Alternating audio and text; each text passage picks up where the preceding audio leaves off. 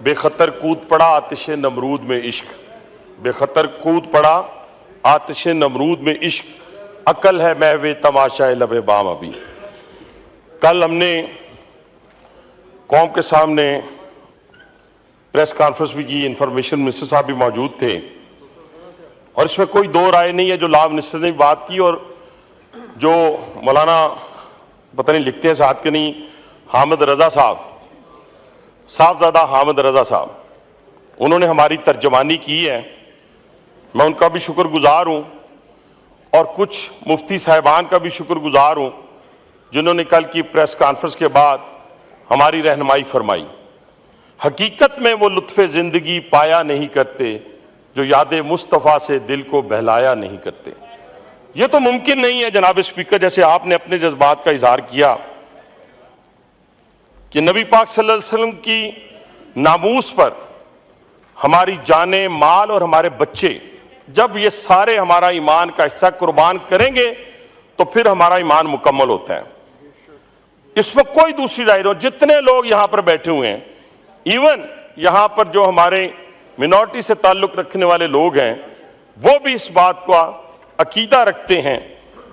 मेरी गुजारिश ये है कि जो फतवों वाली बात है उस पे तो यहां पे किसी को कोई किसी किस्म का इत्तेफाक नहीं होगा कि हर शख्स अपनी अपनी फैक्ट्री लगा ले और वो फतवे जारी करता जाए, अपनी जाती लड़ाई को कभी कुरान पाक की बेहुरमती के साथ मुंसलिक कर दें, कभी होटल पे बिल ना दिया गया हो या झगड़ा हो गया हो तो एक शख्स को जला दिया जाए या फैक्ट्री के अंदर जला दिया जाए। ऐसे वाकयात की तो ना इस्लाम इजाजत देता है, ना हमारा आइन इजाजत देता है, ना कानून इजाजत देता है। लेकिन एक मैं आपके सामने गुजारिश करना चाहता हूं, जो साहबजादा साहब ने बात की, मैं क्योंकि कानून का स्टूडेंट नहीं हूं, लेकिन मैं आपके सामने 298 जे उसकी रोशनी में ये चंद लाइन पढ़ने लगा हूं जो उलमाए किराम ने भी हमारी रहनुमाई की है और कुछ थोड़ा बहुत पढ़ने की रोशनी में भी कि ये कादियानी ग्रुप, में उसका सारा नहीं पढ़ूंगा।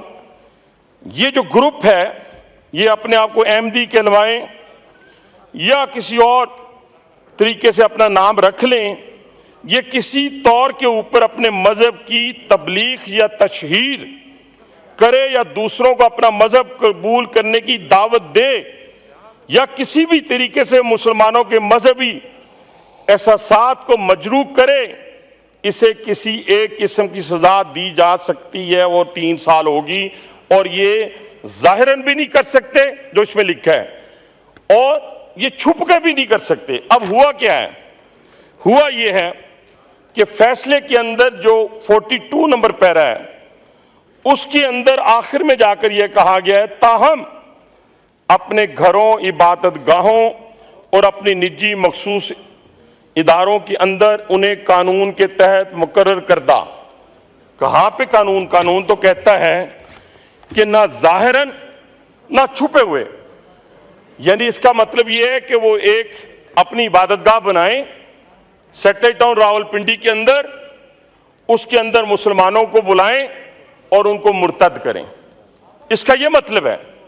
इस चीज की कतन इजाजत जनाब स्पीकर नहीं दी जा सकती और मैं उलमा कराम की को भी और ख़ास तौर पे मुफ्ती आज़म को भी कि आप पाकिस्तान की तारीख भरी पड़ी है, पार्टीशन से पहले भी और बाद में भी, कि जिन्होंने 77 की मूवमेंट हो या गाजी इल्मुद्दीन शहीद का नाम हो या आमिर शहीद चीमे का नाम हो, ये सारे नौजवान थे, ये अपने नबी की हुर्मत पे कट मरे। लेकिन आप आज हमें होश के नाखून भी लेने हैं, जैसे लॉ मिनिस्टर साहब ने कहा, फौरी तौर के ऊपर कोई काम इससे ज्यादा अजीज नहीं है।